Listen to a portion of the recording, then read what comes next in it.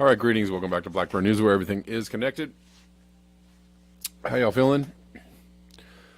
Good to see you all. Sorry about yesterday. Actually, I was having my internet upgraded, and that's why I didn't do the show yesterday. I thought they were going to show up after the show, but they actually showed up before the show, and I was like, all right, well, I guess that's that. But hopefully, actually, it will improve the experience of this here show in general. So,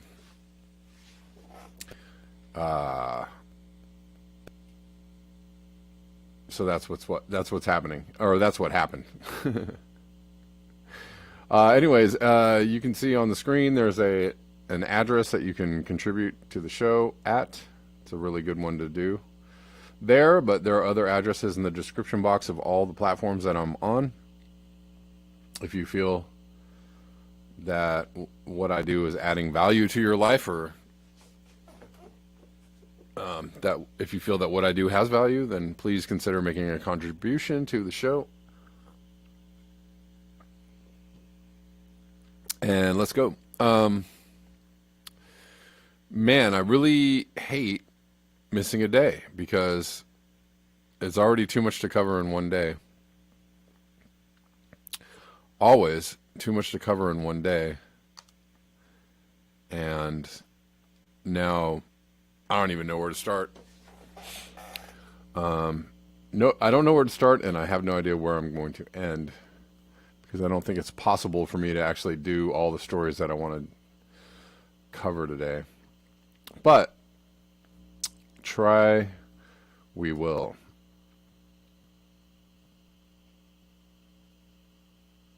I guess we'll save that for a little later in the show. Anyways, serious heat waves and drought going on in China. I just have to say,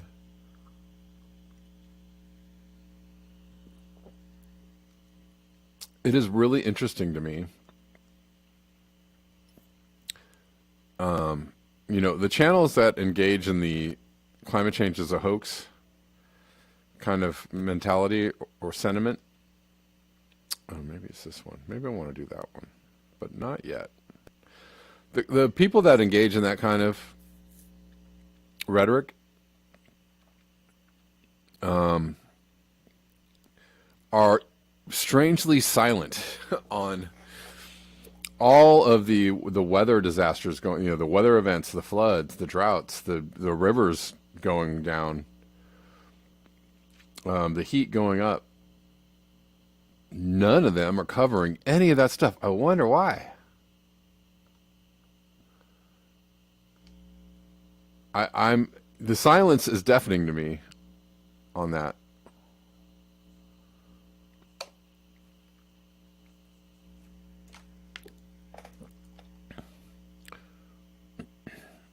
Could it be because you want to push this idea so hard that you can't actually you can't talk about reality? I mean, it's so out of control that you think, someone somewhere would go, God dang it, there is a lot of floods happening. What's going on? No, they can't do that, right? Because to do so would actually be to cover reality. So, yeah.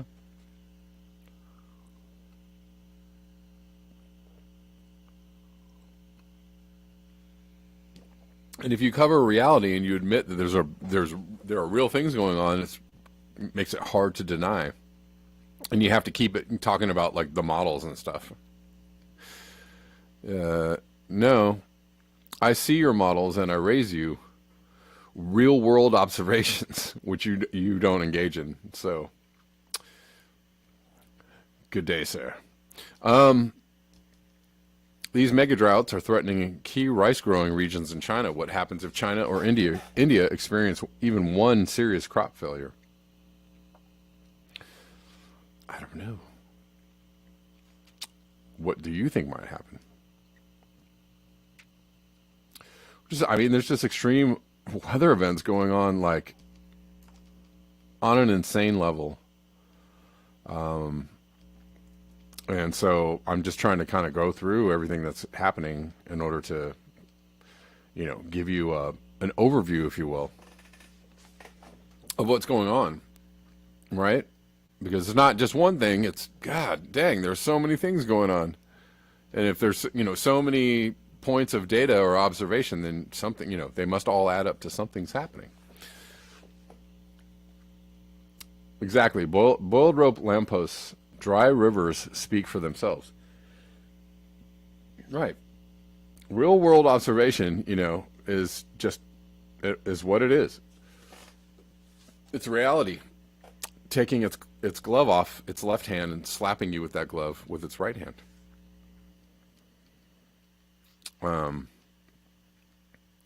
Anyways, day after day, dozens of records are constantly broken in China in a combination of area, intensity, and duration, which has no similarity in world climatic history.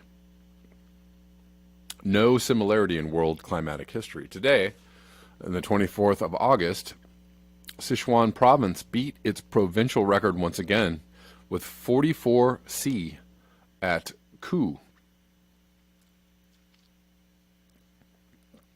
More daytime highs and more nighttime highs, high records being set.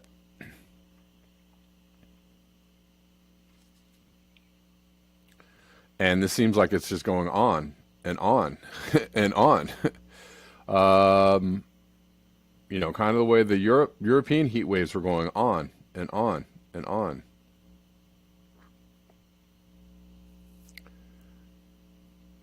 The denier folk had enough energy to go into, trying to take down high temperatures in London. For a day or two, they had at it. But then it was like, oh, but this is going on for like weeks at a time. Where'd your coverage go? Oh, okay, it went away. There is no coverage. Why? Because you'd have to admit there's something weird going on with something different going on. Your cherry-picked point was no longer valid anymore? Okay. The largest freshwater lake in China, Poyang, shrinks to its smallest size in years due to a megadrought. The lake's area was 183 square kilometers, or 73 square miles Thursday, nearly half the average of 344 square kilometers recorded each year on this day since 1951. Nearly half the average. And looking pretty dry there.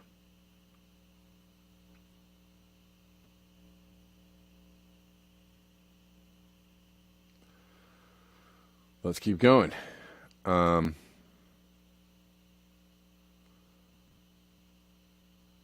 not only is that happening, so there's drought in China, but then there's floods elsewhere, all through the Middle East and in Pakistan. And, I'm getting to the Texas floods eventually. In Dallas, right, they've got this huge flood situation, and that is remarkable.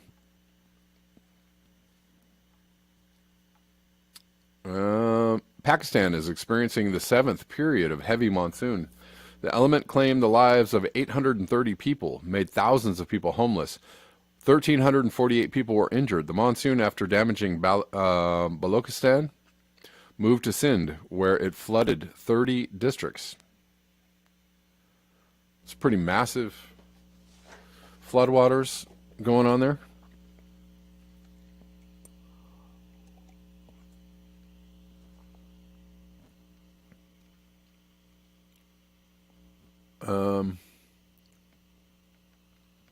We're going to keep going.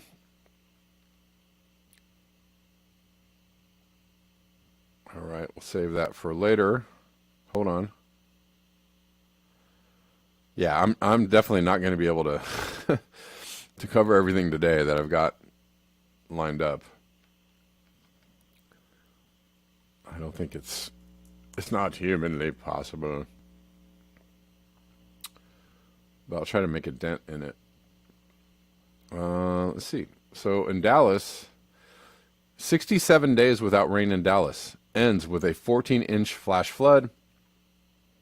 Unbelievable heat wave in China, floods in Appalachia, rivers drying up in Europe, snow crabs suddenly gone from Alaska, 18 million people under flood alerts in the Southwest. And this is a really good, the tweet following this one up. Human beings are about to find out what pathetic notions we hold about our exemption from nature's consequences. That is a great sentence. Pathetic notions about our exemption from nature's consequences. That is very, very real.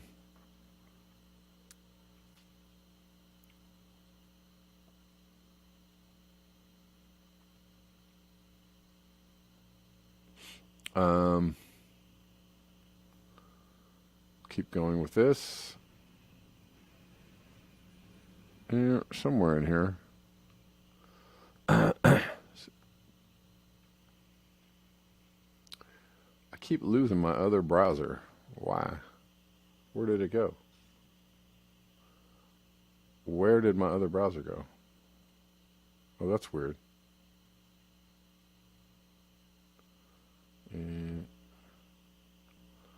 Hold on, guys. Disappearing browser. Somewhere in here. Oh, there it is. That is funky and annoying.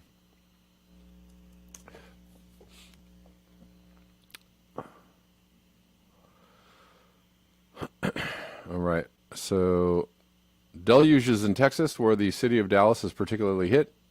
Dallas already surpassed the August daily rainfall record of 4 inches 28, or 4.28 inches, 108.7 millimeters, which was set on 28th of August 1946. Even higher amounts in other parts of the city.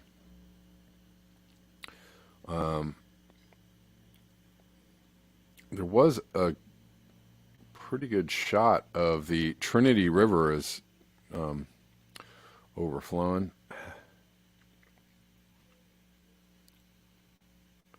If I could get everything back here. Oh, here we go.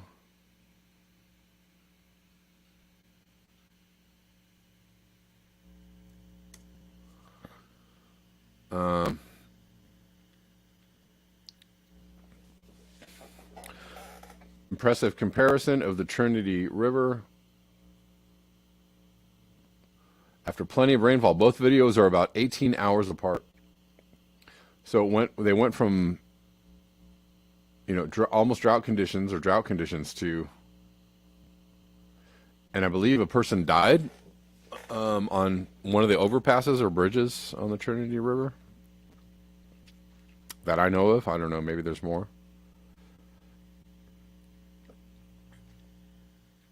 That's pretty wild.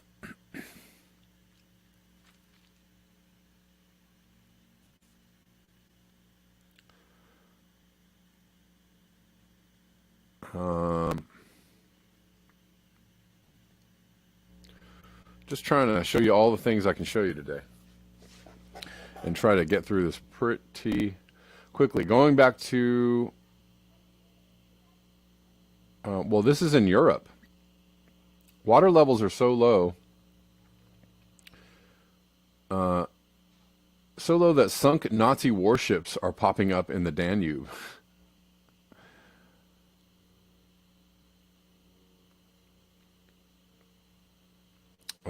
And then we're going to go back to China.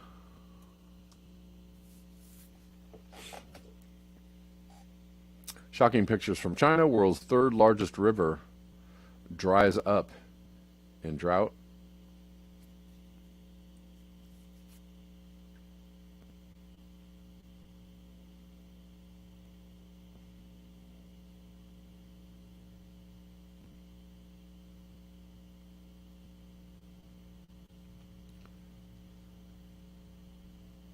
Okay. So I want to, Osama sent me a really good article that I'm going to read to you. And let's see, can I read it to you? That's the question. Um,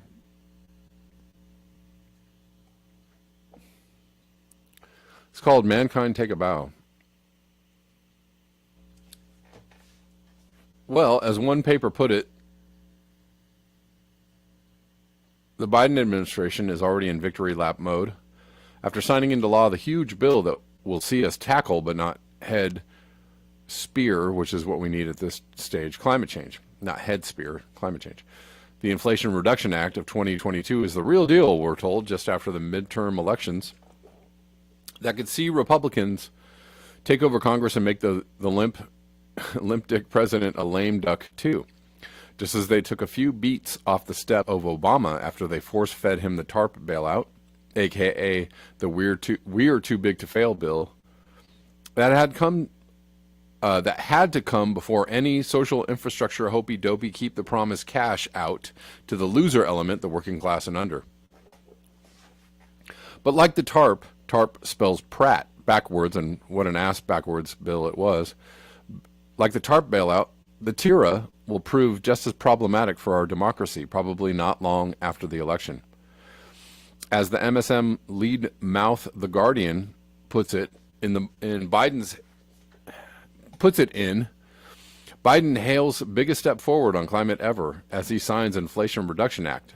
They tell us Joe Biden has signed into law a plan to spend hundreds of billions of dollars fighting the climate crisis and lowering healthcare costs for Americans, capping more than a year of negotiations ahead of elections in which voters may oust his Democrats from control of Congress.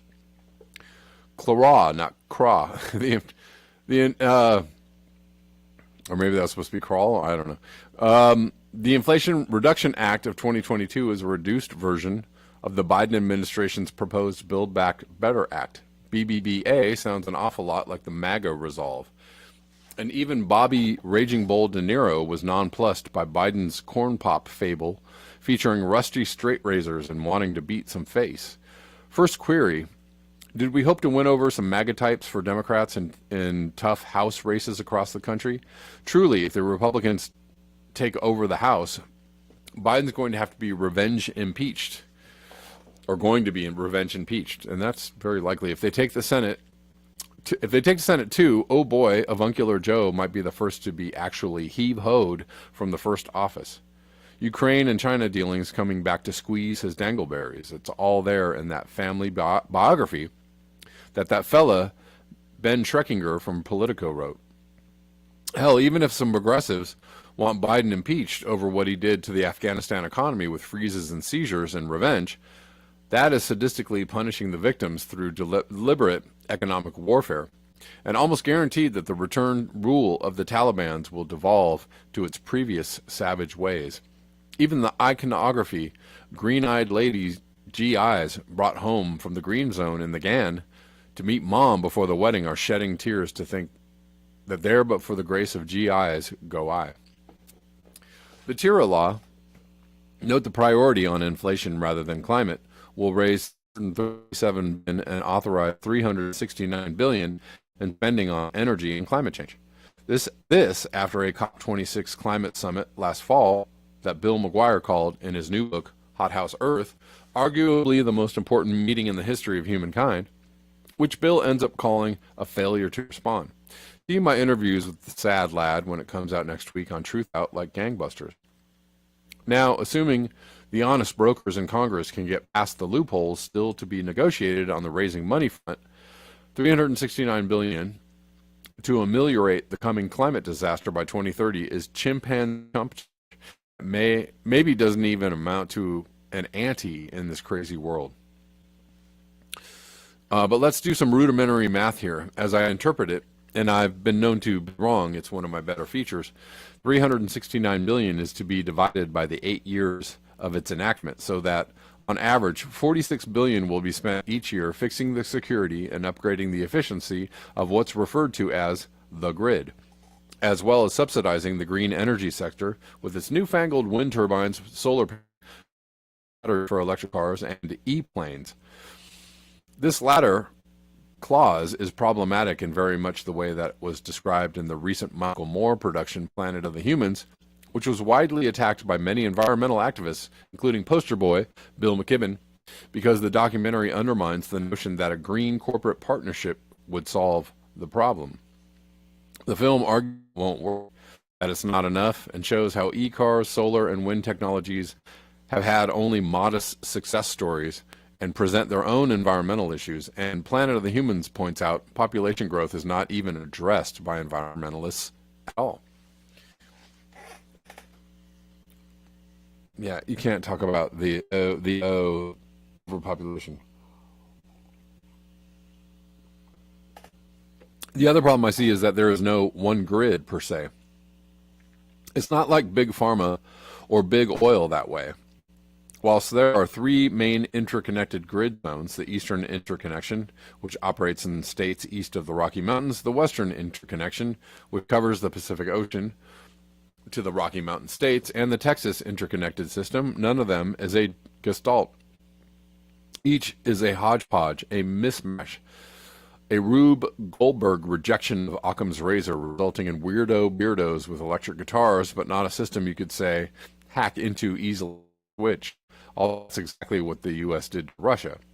Place a gizmo on their lines to make their grid down in case of war, according to 9/11 myth debunker Popular Mechanics, led by the New York Times. So you know it has to be true. According to Ashley Dawson, author of People's Power, reclaiming the energy commons, U.S. centralization of its grids is not even possible.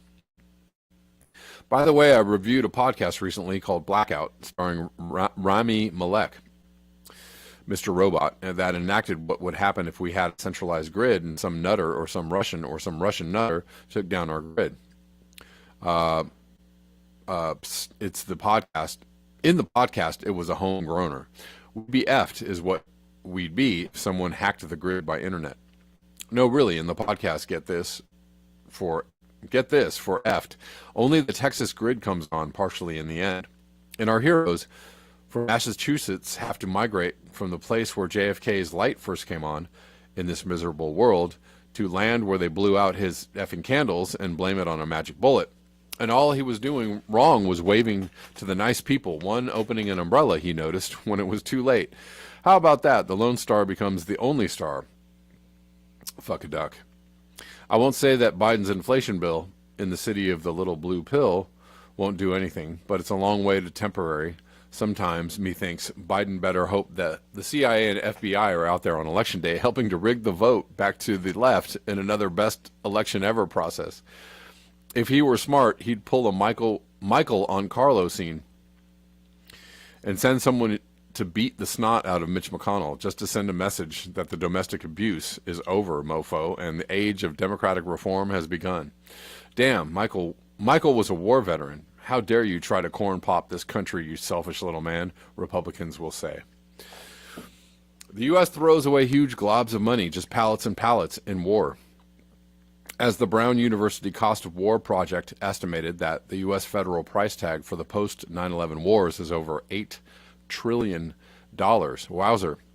But even before that, remember that on the day before 9/11, Donald Rumsfeld told the press that the Pentagon had mislaid some $2.3 trillion. Oops, and oh well, he said.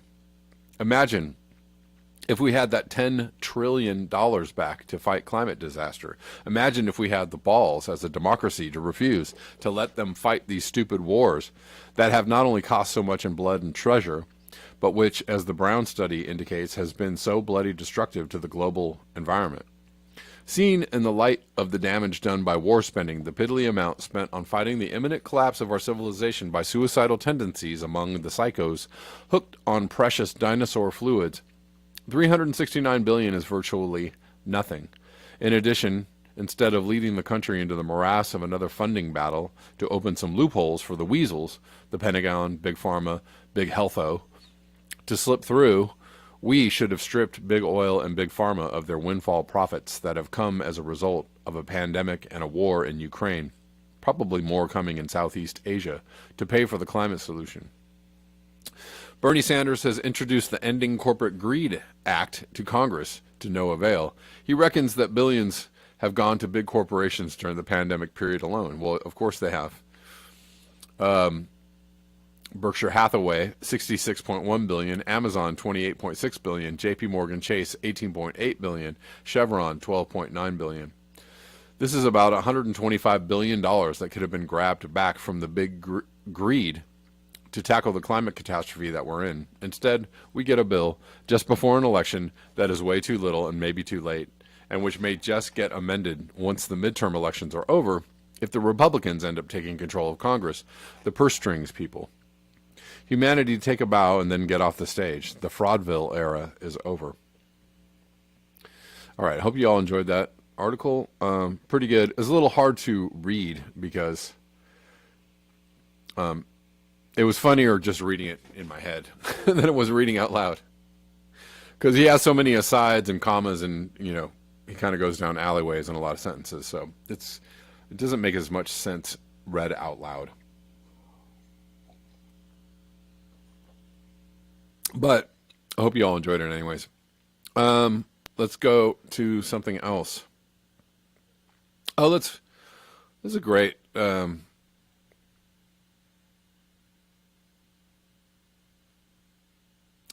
great clip here of Denzel Washington talking about the media and what they do. Let's see if we can, first if we can see it, then if we can hear it. Can we see it and we hear it? That's the question. Here we go.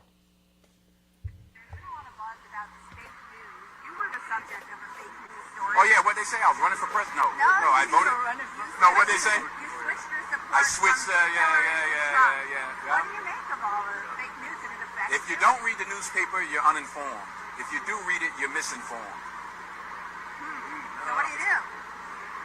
That's a great question. What is the long-term effect of too much information? One of the effects is the need to be first, not even to be true anymore. So what a responsibility you all have. To tell the truth, not just to be first, but to tell the truth. We live in a society now where it's just first. Who cares? Get it out there. We don't care who it hurts. We don't care who we destroy. We don't care if it's true. Just say it. Sell it. Anything you practice, you'll get good at, including BS. You told me last night. Okay. There's been a lot of buzz about this. Well said. Because that is kind of the state of the news game these days. The old saying used to be if it bleeds, it leads, but now it's just like, run a headline that grabs everybody's attention and it doesn't have to be true. They won't read the rest of the whole article, right? We can explain how it's not even true. The headline is not even true in the article, but nobody's even going to read the article. They're just going to read the headline and retweet and retweet and retweet or repost all over the land.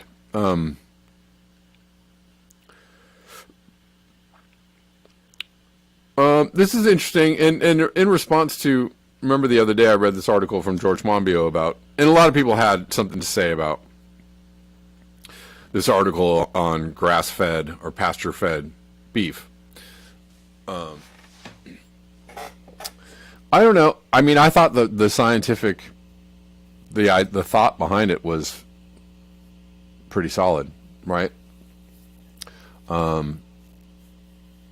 Although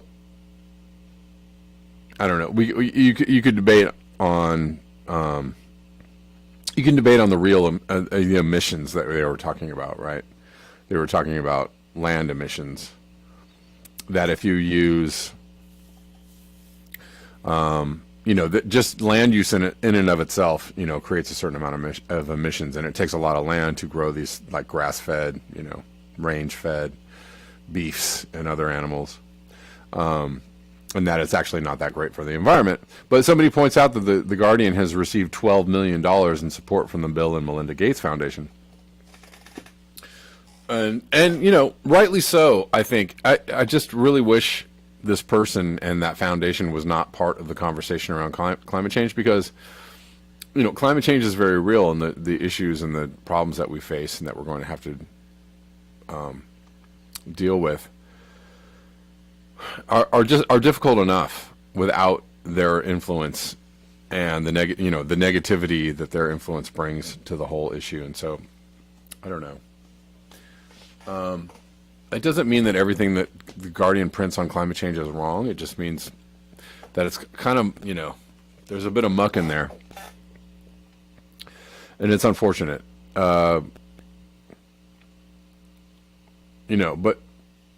that doesn't mean it's, Bill and Melinda Gates, that means climate change is not real. No, that's not what that means. It just means that they're seizing on an opportunity to try and drive, things their way. That's what they're trying to do. As we all are trying to deal with this problem in reality. Let's keep on going. Oh, we do have some callers. Give me 1 second, guys, okay? I'll be right with you. Yeah, this is a very important story here, too. Interesting story. Saudi Arabia wants to go electric. Fantoma sent this to me. I saw this in a couple of different places. Saudi Arabia wants to go to electric, and it's getting its hands on minerals critical for batteries and taking a stake in the EV supply chain that should put the world on high alert.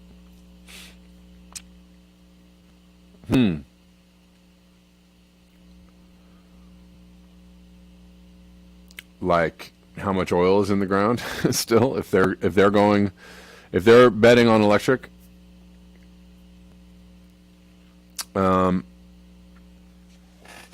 Right?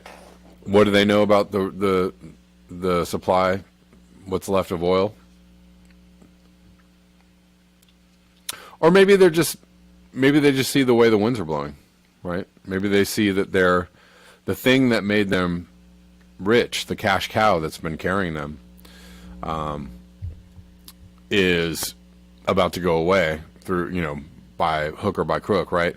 And so they got to diversify. They got to get into the next one, right? They have to diversify and change. They see the way the winds are blowing, and they're going to go with those winds. Anyways,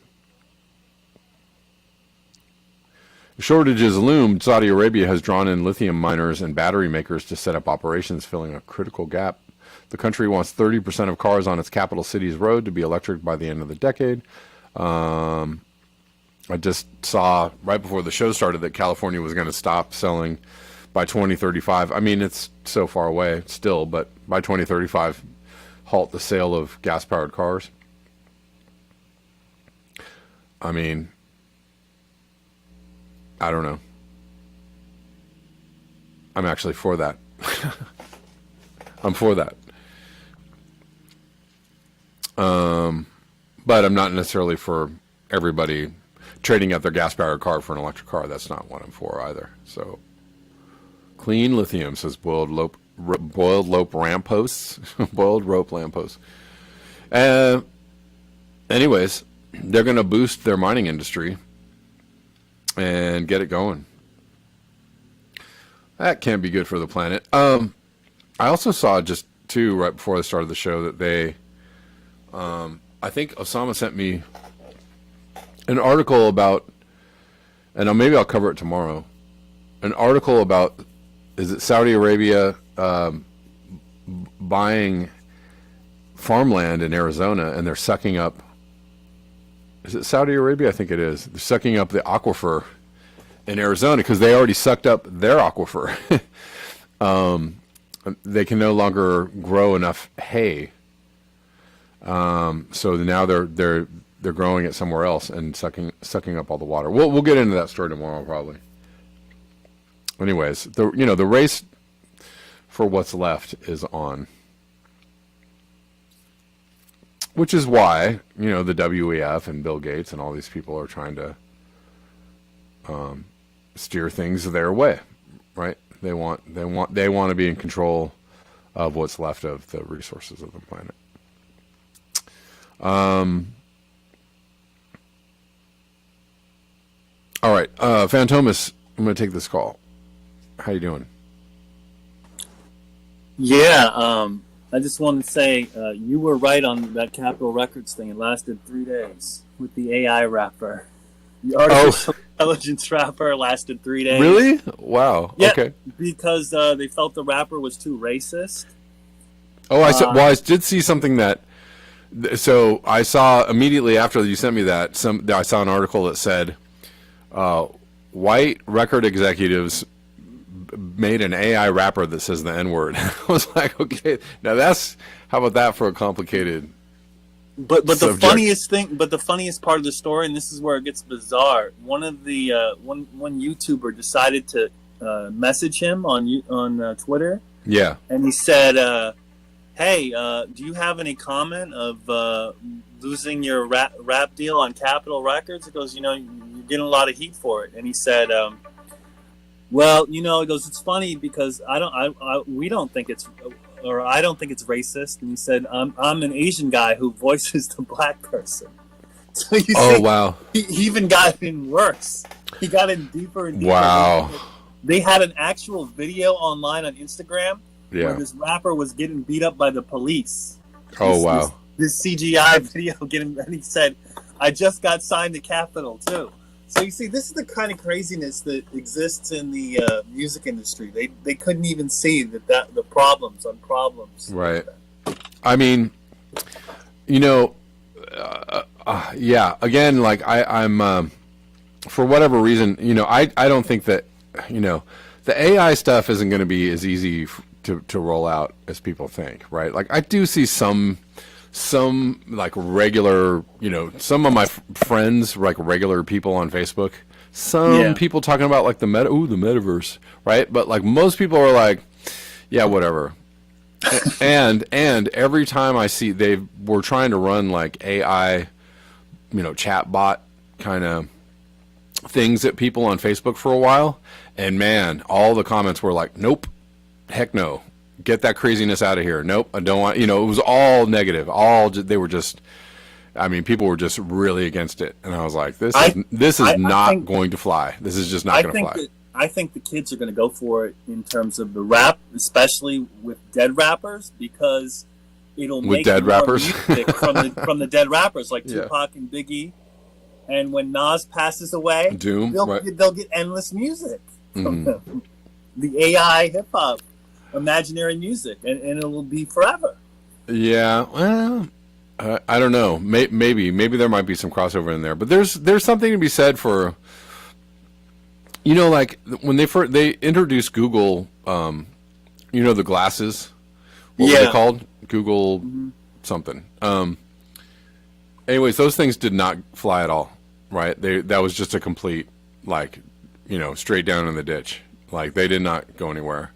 Because it's they were too invasive, and so I know people really do like the technology, and even of course the kids love the technology and all that, but there's a point at which humans are like, this is too this is just too weird, and so I don't know, maybe we'll fly with we'll see if it actually goes, but remember there was an old book called Future Shock from the 70s. It was a very famous book in the 70s, and that actually that book did a really good job of outlining why, as technology progresses, humans crave more simple kind of old school type things, right? As technology goes forward, people want a garden, they want to have a farm, go live on the farm, right? Or they want to embrace like nostalgia and like old ways, so, and they want to because they want to embrace their humanity, and so because technology is an encroachment on humanity in the end, right? And so, yeah, I don't know. We'll see how it goes. I don't even think the metaverse, all the ocular, the headsets, like I don't even think those are gonna fly. Like, they're trying to push them out now. Like they're trying to, show people like wearing these headsets. Like, yeah, this is great. Like, nah. I say give that about a year, and you're never going to see those again because people Well, Kev, because it's just like it's too much. It's just too much for people. Well, Kev, you know what we'll have to do? We'll have to keep our AI eye on it. Get it? I'll have to keep an eye on it. All right. Yeah. All right. Take it easy. Thanks, Phantom. All right, William, what's up? How you doing? Well, can you hear me today? I think so. You're still a little muffled, but I think I can hear you. How you doing? Great. Well, that's good. First, thanks for covering the VizTech tech story really well. Appreciate that. Yeah. I just thought I'd add, there's a former aerospace Lieutenant Colonel Thompson Beard then. There's a YouTube, I know you like transcripts, there's a transcript attached to that, and he gets into the real down and gritty physics of Tesla's inventions, like the one that VizTech, is pushing out, VizTech, I mean. And so I thought you might be interested. I don't know how to send you a link. I'm kind of computer illiterate. You can actually put a link in the there's a way to send me a link on Callin in the chat. Okay, I'll look into that. But so Lieutenant Colonel Thomas Beard on YouTube. I found that I use alternative search engines like Yandex or Brave because I'm tired of Google bearing everything. It's hard. But there's another thing. I just thought I'd share a couple of quick ones because in the early 80s, remember there's all the passive solar technology that didn't require solar panels per se, like building a house on a lot in such a way, in such a design. There's a lot of passive solar benefits, like overhangs that eliminate a hot sun in the summertime, roofing materials that reflected heat. You know what I'm saying? Yeah. There's so much that, and triple pane windows, which weren't out then in the early 80s, versus double pane. And these things, all they require was building codes to be passed through, legislative means. That's the problem, isn't it? It's that how do you get through the foxes that lost the chicken coop to get any legislation passed of any kind? Do you follow me? Yeah. Right? Unfortunately, right. Everything is geared to keep things going how they're going, right? Yeah. You can't really make a change for the better. And then the other thing is if you attack the courts, like the movie Civil Action about the Wilbur Mass, which was city well water that was poisoned. And it was kind of like the Aaron Brockovich movie, remember with General Electric? Very similar situation. And the movie came out with Travolta and Robert Duvall in the late 90s, that's my recollection. Here's another example. We're talking people whose children died from all kinds of cancers and stuff, drinking that water and pets and family members. And still, if you don't go into binding arbitration, you'll never get a settlement. You follow me? And that binding arbitration ends up being a fraction of what you could possibly get. But what happens is, like in the Aaron Brockovich movie that was depicted by the main lawyer, he goes, look, he was talking to people with the General Electric case, I'll be brief as possible, and he says, look, you people want to go to trial, I understand, you want your voices heard, you lost loved ones, people have gotten sick at operations. He said, think of the Exiles Valdez spell, which happened 16 years before the movie was depicting the timeline. Those people are still in court. Right. Exactly. Yeah. It's tough. Yeah, I mean, they make it really hard to get any kind of recompense. Yeah. I don't know, man. I don't know. That's the thing. I don't know how we really can get answers or get something to change. Quickly enough. I mean, we're in this position where it takes so long to actually change anything that the timeline we have to actually make those changes is pretty much past. But I don't know if. If not already gone, but it is. Isn't that the problem? Like, you've got children. I don't. You know what I mean? Yeah. Not that but I care as much as if I did. But I told you I fought through the courts. I won't get into it, but I got arrested 4 times reporting crimes and litigating against white-collar criminals, literally, and not environmental. It had to do more with banking industry, the Catholic Church, whatever. But again, You fight. If you fight the establishment in the courts, look what happened to Donziger, right? Yeah, we yeah. talked about that. Yeah. Yeah. You literally can't. This is the thing. You cannot do it. I haven't seen anything. Maybe 20, 30 years after you get a settlement. You know, our I haven't best. seen anything. Yeah. I mean, I think our, you know, our best shot is that there's just some kind of awakening, right? Like just people just stop playing the game. You know, it just starts to get, it just gets ridiculous. Right. So at one point, you know, at some point people are going to be like, oh, you know, we just got to really stop doing this, what we're doing, you know? And so everybody's going to just be seeking a way to make it, you know, change how they live and how they operate on the planet. I mean, on some levels, like, you know, the Biden administration was, and they're still seeking to open that area in the Gulf of Mexico for drilling. Yeah. And the court, you know, the court actually knocked it down, right? They said, no, you can't do this because what about climate change, right? So the court was actually interested enough in the subject and actually cared enough about the subject to say, like, you guys can't say one thing and do another. And we, you know, so it's, I don't know. I mean, and they're still trying to push that through. So I don't know if we can, you know, have some kind of awakening. But anyways, William, I got to let you go because I got to cover a couple more things before I get out of here. But thank you for the call. Very good. Very good. Thank you. All right. Take it easy.